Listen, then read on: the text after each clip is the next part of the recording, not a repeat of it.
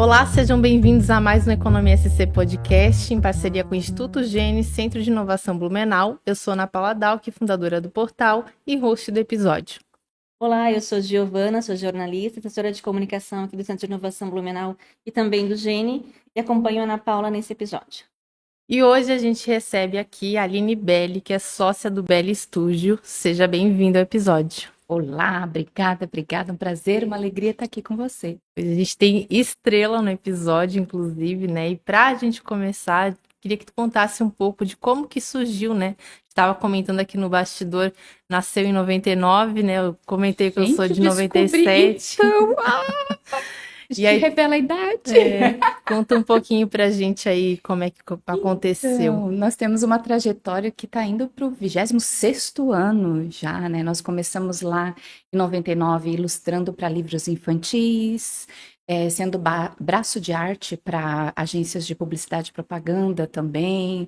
Trabalhamos assim em muitos concepts para o Beto Carreiro, fizemos um mapa, né, primeira versão com carinha de Disney. Quando ele conversou com a gente, ele disse, olha, a gente não está acertando alguém que faça um mapa com carinha de Disney, porque a gente queria muito, né, que tivesse áreas coloridas identificando cada lugar, enfim. Então, a gente teve esse desafio nossa, hoje a gente contrata algumas pessoas, né, que chegam lá e dizem assim, olha, esse livrinho aí, eu cresci com esse livrinho, isso aqui faz parte da minha coleção de infância, e a gente, assim, é uma alegria pra gente fazer parte de todo esse imaginário, de toda essa construção, né, dessa cabeça dessas pessoas que agora estão entrando no mercado de trabalho e puderam passar esse tempo com a gente, né? Então, nós viemos lá dessa parte de ilustração de livros, entramos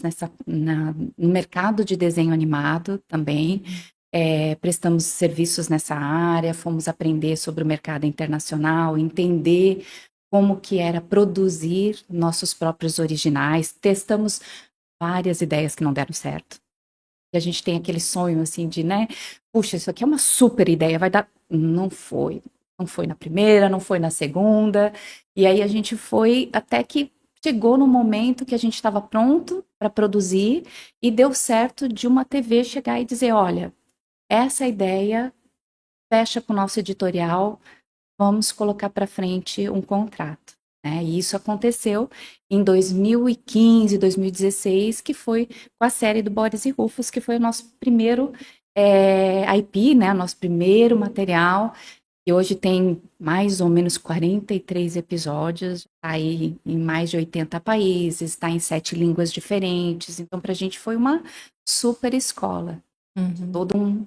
Assim, desde o roteiro a gente fez todo o processo da Bíblia, todo o desenvolvimento até a entrega dublada, né, em outras línguas desse material.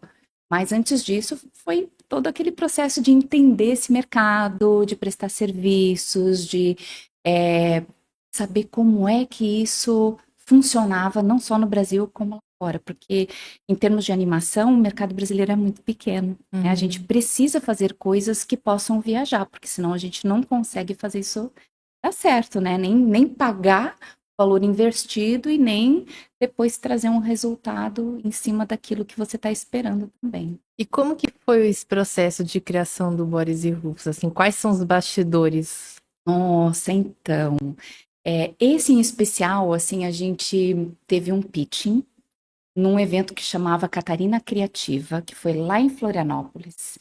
E esse pitching veio de dois autores, que é a Elisa e o Felipe. A Elisa desenhava e o Felipe escrevia, né, fazia os roteiros, tudo. Eles tinham uma ideia de fazer um cachorro e um gato brigarem na internet por likes. Então essa foi a primeira ideia assim de Boris e Rufus, que eles chegaram, eles apresentaram uma arte bonitinha, trouxeram isso e a gente, puxa, aqui tem um caldo, tem alguma coisa que a gente pode trabalhar. Mas se a gente trabalhar só por likes, isso vai ficar muito datado, né? Olha só, a gente tinha Orkut uma época, depois Facebook, aí o pessoal mudou para Instagram, agora tá olhando mais TikTok, essas coisas vão e vêm, né? Então a gente, puxa, para a gente montar um material Produzir, fazer pitching, tudo leva 5, 6 anos, né? Se der tudo certo, né? Então, como é que a gente pode tornar isso aqui mais relevante, mais legal? Então, nós fizemos um acordo com eles, fizemos um contrato de option, levamos para dentro do estúdio, fizemos uma sala de roteiristas, e aí desenvolvemos toda uma série baseada e focada mais em amizade. Porque é uma série que fala sobre amizade entre um cachorro e um furão que pensa que é um cachorro, e quando os donos saem de casa, eles dominam as novas tecnologias, né? Então a gente faz um paralelo também com as crianças de hoje, que muitas vezes os pais pensam que estão seguras dentro de casa, porque estão dentro de casa, mas não sabem os perigos que essas crianças estão correndo com a internet aberta, né? Com quem que elas estão conversando? Quem que está lá do outro lado? O que né, tá entrando na sua casa de informação? Então a gente começou a trazer isso para esse universo de Boris e Rufus e expandiu muito mais, né? Então depois disso vieram os especiais de Natal. Então das nossas 3 séries, hoje a gente já tem 3 séries, né? Das nossas 3 séries, uma delas, a única delas, na verdade, que tem um lugar físico, e em determinado momento os personagens vêm visitar, é Boris e Rufus, que eles passam por Blumenau, passam na Vila Germânica, né, no Natal, porque a gente queria muito ter esse link dos personagens com a cidade, também mostrar um pouquinho que a gente produz desenho animado aqui, né? Sim. E daqui vai para o mundo todo. Então, eles já estão falando mandarim, estão falando inglês, espanhol, e a língua original, o idioma original, a voz original é português. Então, a gente tem o maior carinho por, né, por ter nascido aqui e daqui tá indo para o mundo. Então, a gente fez essa homenagem também à nossa cidade. Então, e de onde surgiu, você falou do surgimento da Belly, né, estúdio, mas Uhum. de onde surgiu a ideia de fato, começar a fazer animação? Porque você é formada em publicidade, né, pela Sim, FURB sim. também, né? Engraçado que quase todo mundo que passa por aqui é formado Formada pela pela FURB. FURB, né? Acho que é E o um pezinho, ó, A FURB, gente já tem né? vários é o convidados aqui que já tem essa storytelling do Blumenauense é Olá. passar pela FURB, né? Porque publicidade tem esse um arco, né? Tem uma gama de atuações Comunicação, né? Na enorme, verdade, né? assim, E eles escolheram, de fato, um segmento muito muito específico, né? específico, que não existia, né? De onde surgiu essa escolha? Então, assim, quem é o ilustrador e é animador é o Rubens Belli, né? Eu não sei fazer uma bolinha, tento fazer uma bola, sai um ovo, não dá certo, assim, e palitinho, né? Então, meus desenhos são mais por esse caminho. Mas quando a gente começou a falar em abrir empresa, em articular isso, nosso primeiro pensamento foi realmente assim, não, vamos abrir uma agência de publicidade, porque a gente está se formando em Que é o publicidade. pensamento normal, né? É isso, é esse caminho. Aí, na época, a gente teve uma conversa com um contador e perguntou para o contador quantas empresas já tinham registradas em Blumenau que eram, né, agências de publicidade e propaganda. E eu não lembro do número agora, mas era assim, eram muitas para o tamanho da cidade. E aí a gente ficou pensando, puxa, mas aí para uma estrutura de uma agência, a gente precisa ter um mídia. Tem um atendimento, tem uma pessoa que desenha, mas aí a gente precisa quantos outros profissionais para fazer realmente uma agência funcionar, né? Então, porque a gente tinha um conceito bem diferente de agência de publicidade lá em 1998 do que a gente tem hoje, né? Então, e aí a gente tinha mais um agravante na época que era um imposto. Uma agência de publicidade não podia ser tributada pelo Simples.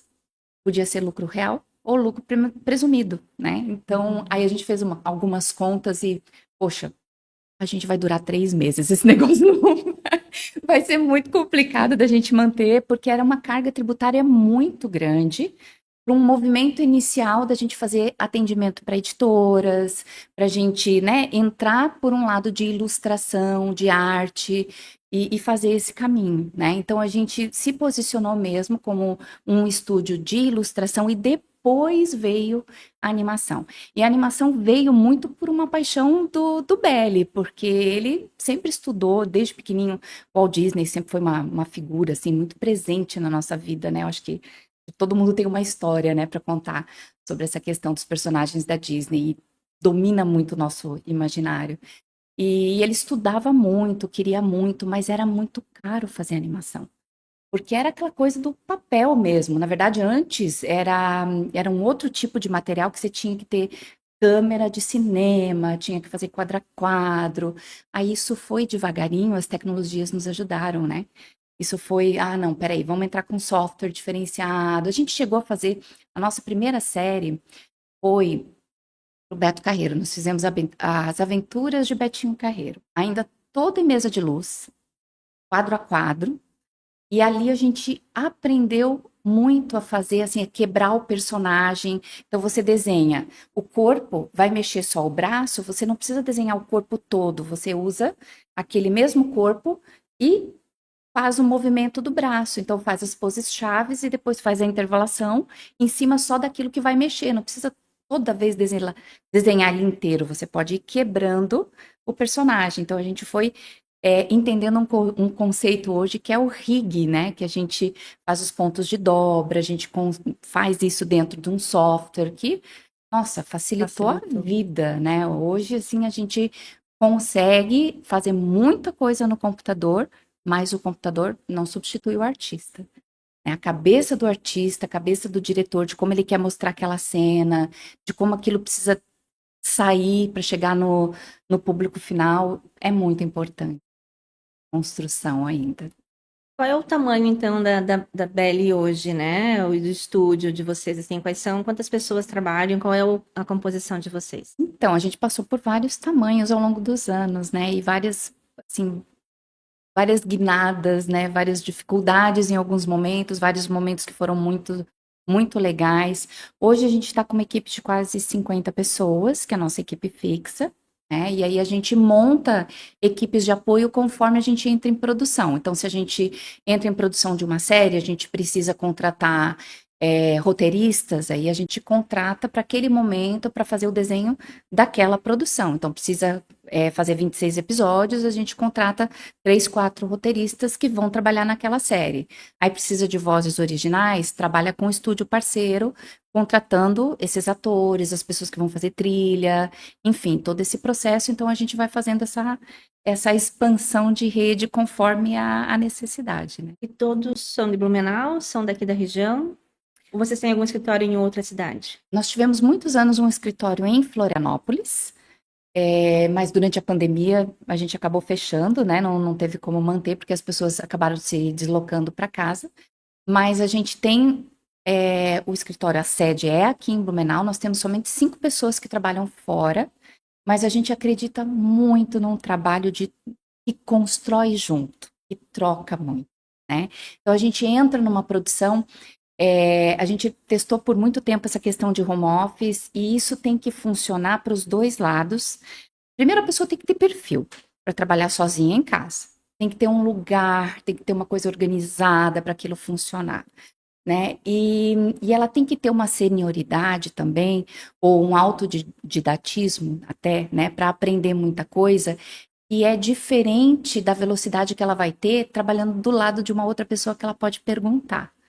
Então, aqui, por exemplo, a gente vai contratar um trainee precisa ser presencial, não tem como a gente contratar um trainee para você dividir tela 10 minutos no dia, conversar com ele esse tempo e acabou a interação. Ele precisa dar uma pescoçada para o lado, conversar com alguém, ele precisa trocar uma dúvida, ele, sabe, a gente perde muito nessa coisa do relacionamento ser muito distante. Então a gente começou a chamar, né, depois da pandemia, tudo, gente, vamos embora, vamos trabalhar juntos de novo, porque a gente trabalha muito com essa troca, muito com, né, com essas propriedades intelectuais, essas coisas de criatividade. Então, isso para a gente fez falta, esse quentinho dessa troca. Não quer dizer que tem possibilidade? Tem possibilidade. Mas hoje é um número muito reduzido e nossa equipe está praticamente toda in-house. E até em relação à pandemia, né? Na questão de contrato, assim, teve muita empresa que perdeu muito e teve, por outro lado, muita empresa que prosperou nesse sentido, né? Para vocês, no setor que vocês atuam, foi bom, foi ruim? Como é que foi o momento? Então, a gente perdeu muita gente, né?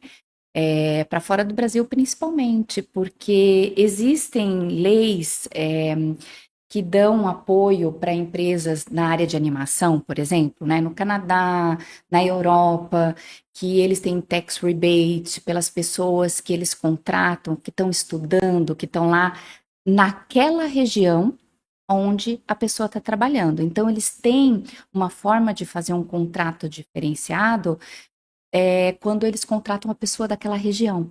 Uhum. Com a pandemia, isso se flexibilizou muito, eles puderam contratar muita gente de fora. Né? Então, a gente tinha muita gente treinada, que óbvio, a gente, né, trabalhar no Brasil, ganhar em dólar, e a gente tinha muita dificuldade de concorrer, porque a gente está construindo uma indústria de animação, de audiovisual, mas ainda estamos naqueles primeiros passos. A gente não tem ainda essa indústria rodando com muito trabalho, com muitos projetos. Ainda é um processo que está em construção, né? Uhum. Então a gente não Tu diz consegue isso no concorrer âmbito no nacional. âmbito nacional. A gente não consegue concorrer com uma empresa de fora Uhum. que vem pagando em dólar, em euro, em libras, para as pessoas trabalharem em casa, né? Uhum.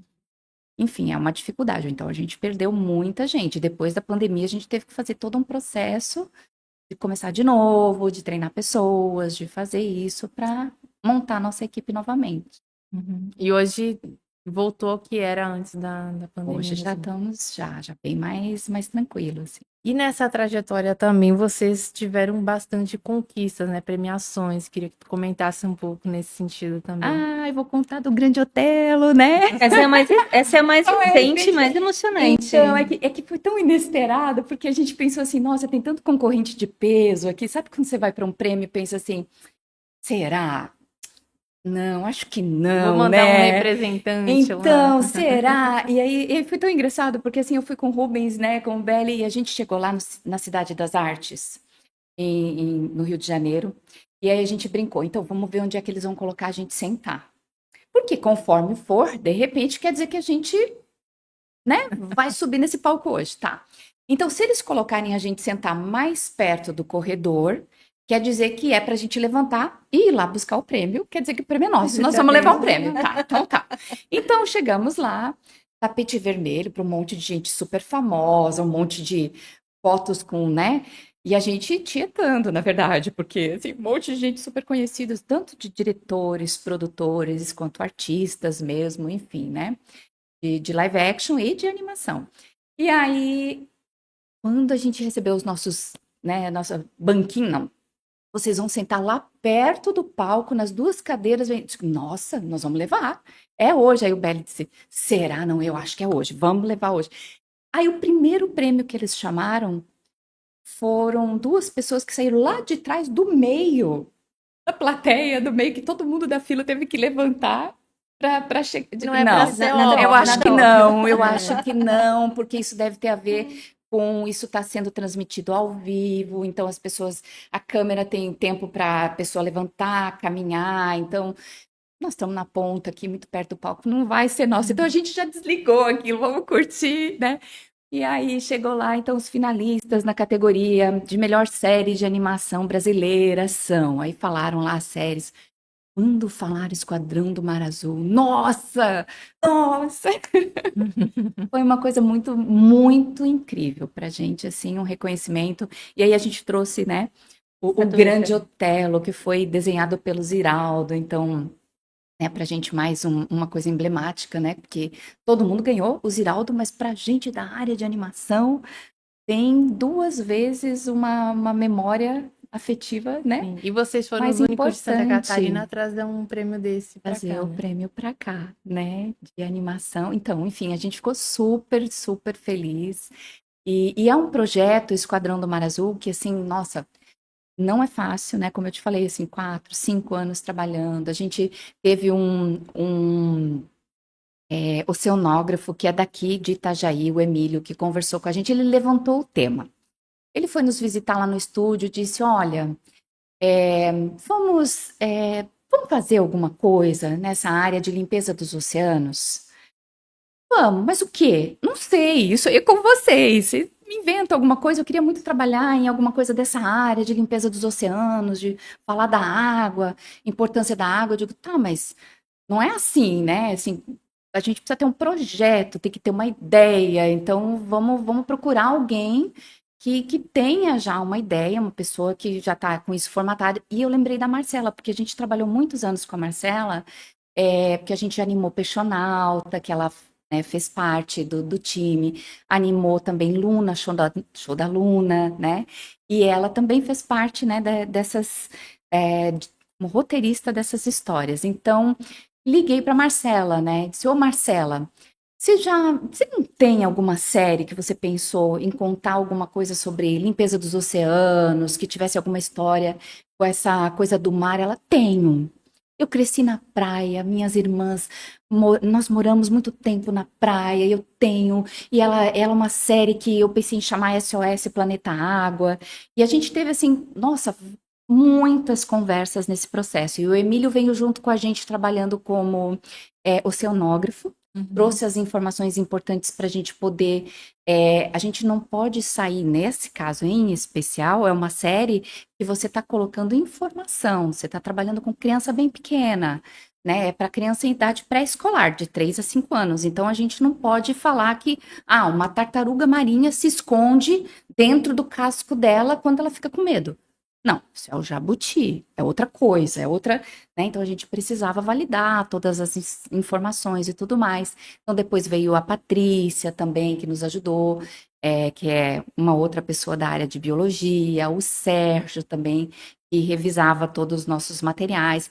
E são pessoas assim que são incríveis e são muito importantes nessa parte do processo, principalmente para a série pré-escolar. Então, assim, eu até assim, eu fiquei tão emocionada na hora, gente, que a gente assim fica com medo de né, como é que eu vou nomear todo mundo, né? Mas assim, todas as pessoas que fazem parte de uma série de animação, você vê, o Boris e Rufo, na primeira temporada teve 26 episódios. Quando a gente fechou a primeira temporada, a gente contou quantas pessoas fizeram parte. Foram 113 pessoas. É isso que eu ia comentar, assim, parece tão simples assistir É uma animação muita pronta na gente. televisão, que parece, foi feito ontem, E a gente tem né? todo o Então, carinho, porque todos são muito importantes. Porque, assim, quando a gente pergunta assim, uma série de animação, quem faz uma série de animação? As pessoas logo lembram do roteirista, cinegrafista, do quem desenha, desenha, né? Quem faz a voz, e quem canta. E isso, aí? acabou, só Né? isso. Mas e o advogado? E o contador? Né? E a pessoa que organiza os arquivos, eu sempre falo assim, gente, logo, logo, nossas produções audiovisuais no Brasil vão precisar muito de bibliotecários. Precisamos socorro, sabe?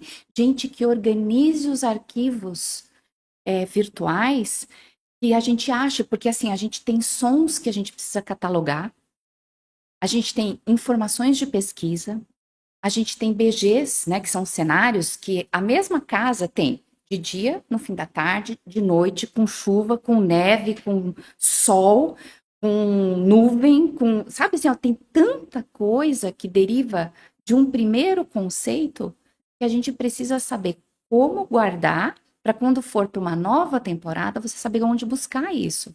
E é som, voz, é barulhinho, que são os foleys, a trilha sonora, né? Toda a parte de assets, tudo que movimenta, que a gente chama de prop, né? Uma caneca é um prop, né? Uma colher, um celular, o que movimenta. É muita coisa, então a gente precisa de pessoas para organizar isso dentro das produtoras, porque queremos ser como os Simpsons, né? Já tá na, sei lá, 48ª temporada de sei lá quantos episódios. É uma coisa incrível, né? Mas a gente tem que ir otimizando os processos, tem que poder reaproveitar, tem que poder entregar mais rápido. Então, é uma necessidade mesmo, né? Então, olha só, 113 Parece pessoas, simples. mais ou menos 25 profissões diferentes. É muita gente. Porque Muita gente essa envolvida. pesquisa, né, parece que é simples, mas como você falou, fala de mar, de sujeira, enfim. Olha o que precisa para a gente, de fato, comprovar e a linguagem ser usada, né?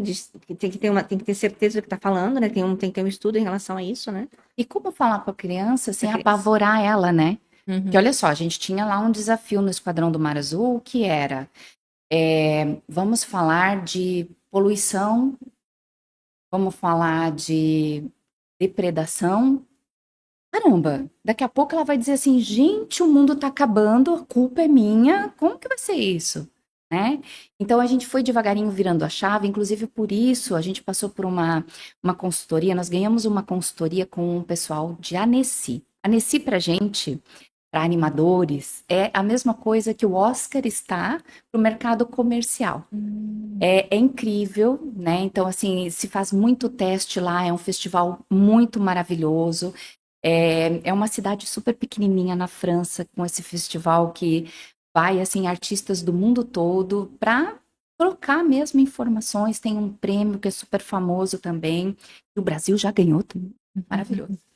E é lá, a gente teve assim, a oportunidade de ganhar uma consultoria de roteiro, de pitching de venda, fala do visual da série, com 4 profissionais diferentes durante 3 meses.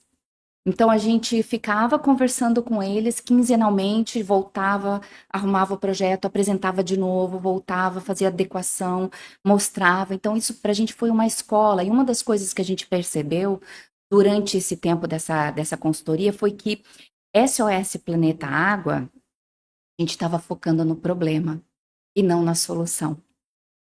Né? E não nas maravilhas que tem nos oceanos e tudo mais. Então, por isso que a gente trocou o nome da série para Esquadrão do Mar Azul, né? Para trazer essas maravilhas dos oceanos, para trazer um encontro de todos os biomas da Terra que acontecem ali, na Ilha do Mar Azul.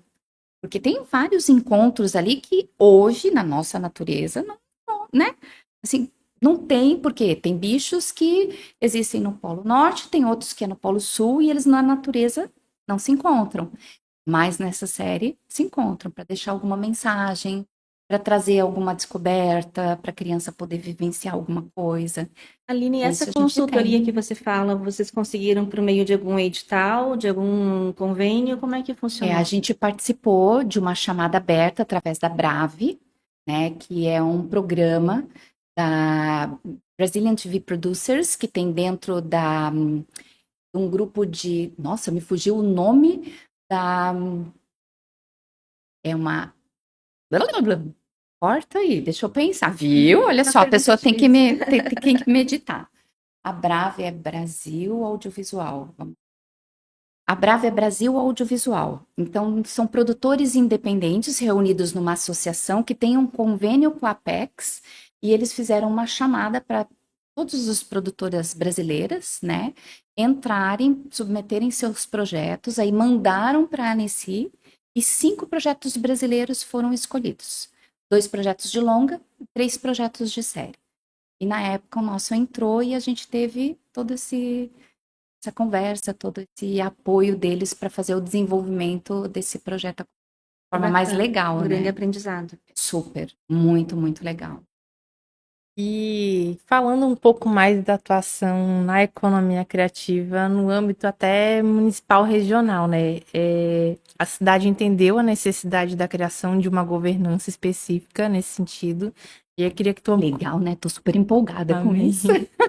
Queria que tu comentasse um pouquinho de quais são as principais pautas, como é que tu está envolvida nesse sentido. Então, a gente começou, as primeiras reuniões foram, né, em 2024. Nós estávamos, a economia criativa estava dentro do eixo do turismo, né? Então, se percebeu essa necessidade de começar a articular e trazendo empresas, não só empresas, mas assim, entidades de ensino, o poder público super importante participar com todas as suas secretarias também, de cultura, de planejamento, de desenvolvimento econômico, né? Porque a gente quer fazer negócios para a nossa região, fazer esse desenvolvimento acontecer em todas as pontas da cadeia, né?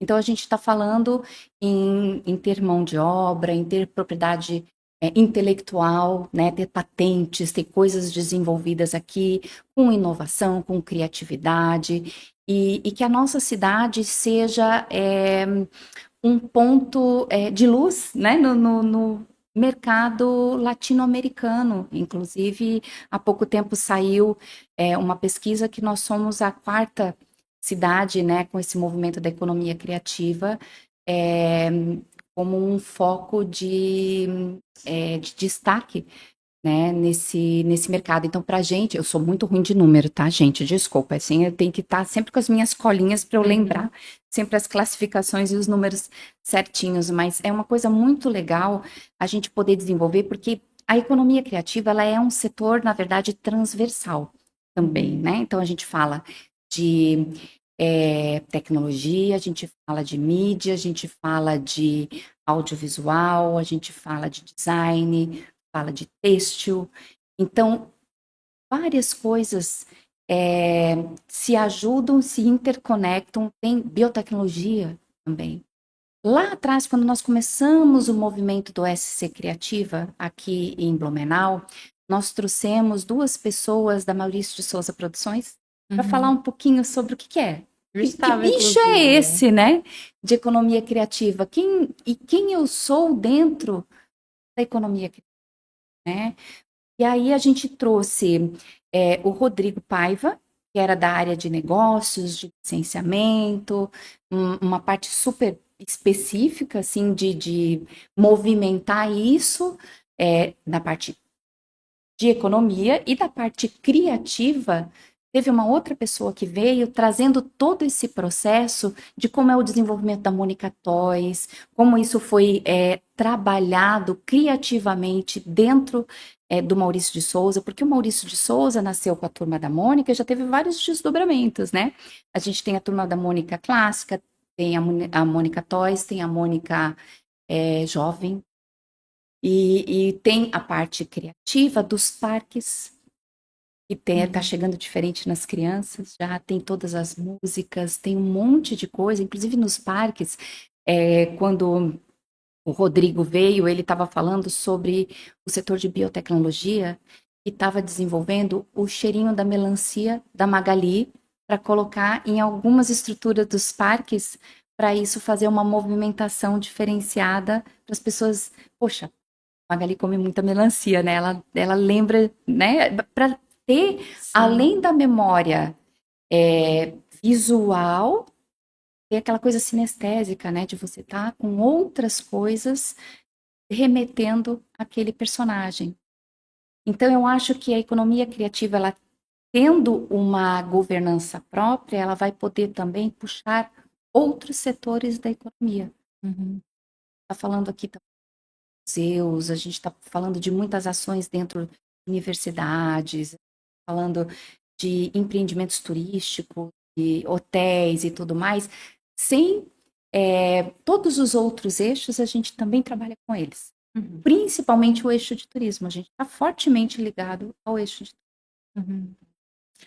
Super importante. E tem uma outra pergunta, tu já respondeu em partes também, né? Tu falou que o Brasil precisa ter aí uma maior valorização do setor, mas hoje, na tua visão, o que falta para o setor, principalmente no âmbito local, crescer ainda mais? E aí tu falou que a gente a ideia não é exportar talentos, mas tô falando assim no sentido de como a gente pode ter mais visibilidade lá fora, considerando A gente quer formar talentos e que eles queiram ficar aqui, né? Que ajudem a gente a desenvolver o nosso local, o nosso estado e tudo mais.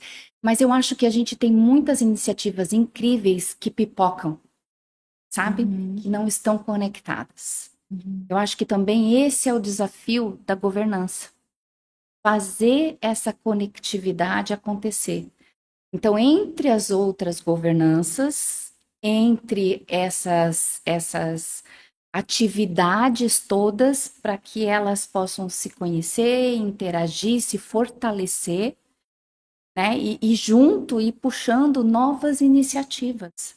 Porque a gente tem tantas boas ideias, né? A gente tem tantas coisas que nasceram aqui em Blumenau e hoje estão fazendo sucesso em tantos outros lugares do mundo. Então, como que a gente fica sabendo dessas coisas? Como é que a gente conecta isso?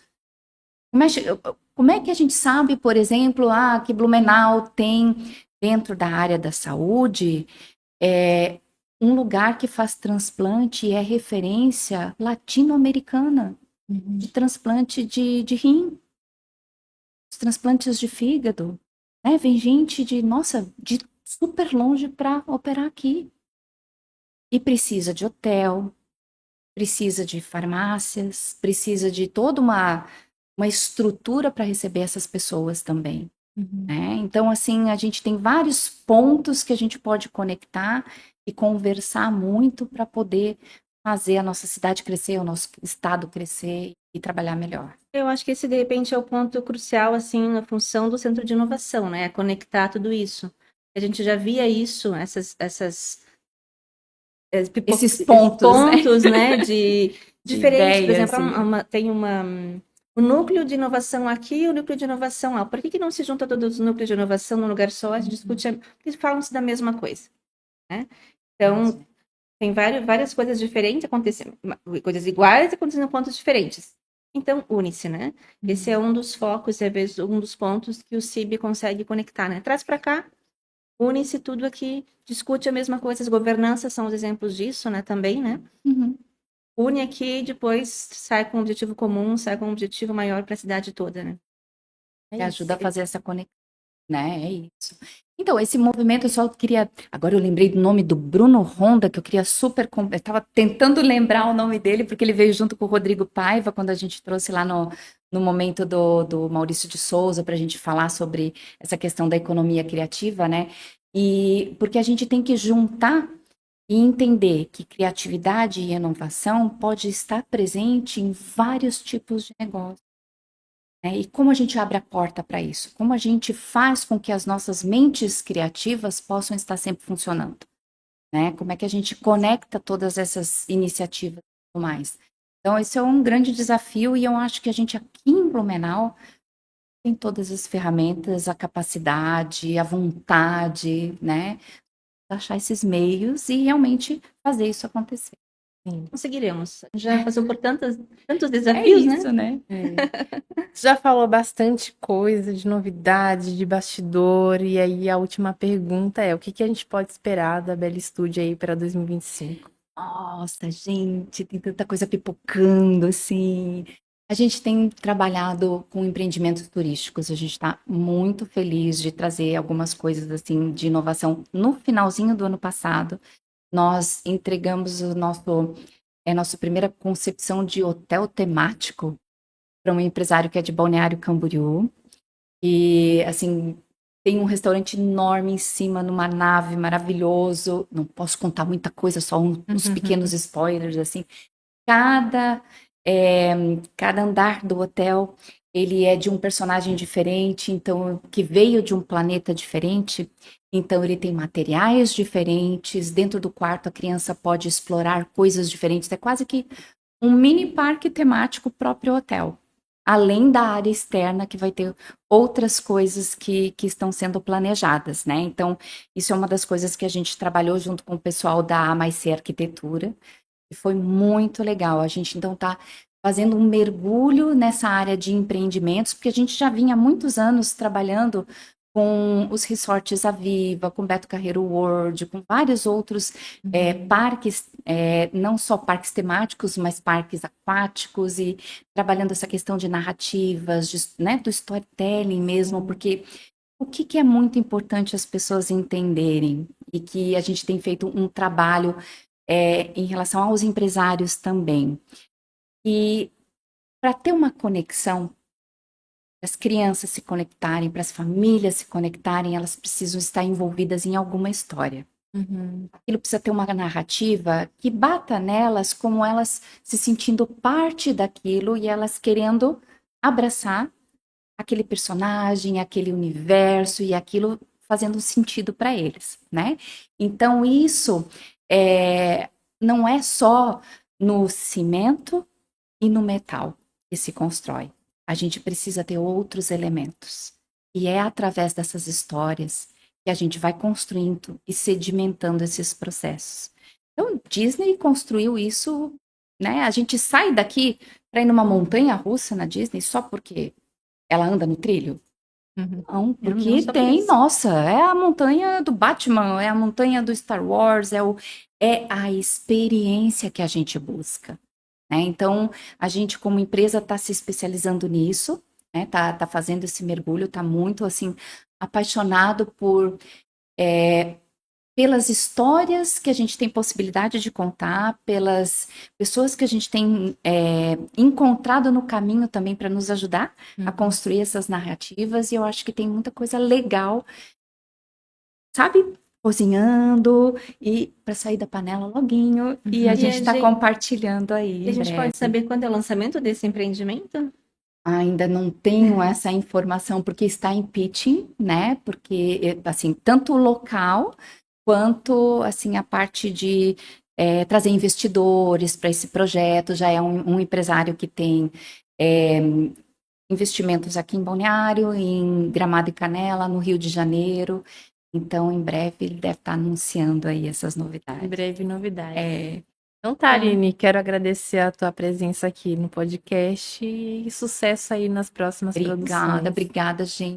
Por favor, acompanhe as nossas redes. Deixa eu falar isso, que senão, né? Nosso povo lá de marketing, assim, então acompanhe as nossas redes, as redes da Belly Studio, no Instagram, no Facebook, no YouTube também. E a gente tem as redes também das nossas séries, que é Esquadrão do Mar Azul, Boris e Rufus, e Tuca, o Mestre Cuca. Obrigada por esse espaço, foi um prazer estar aqui com você. Obrigada. Muito obrigada e sucesso para vocês.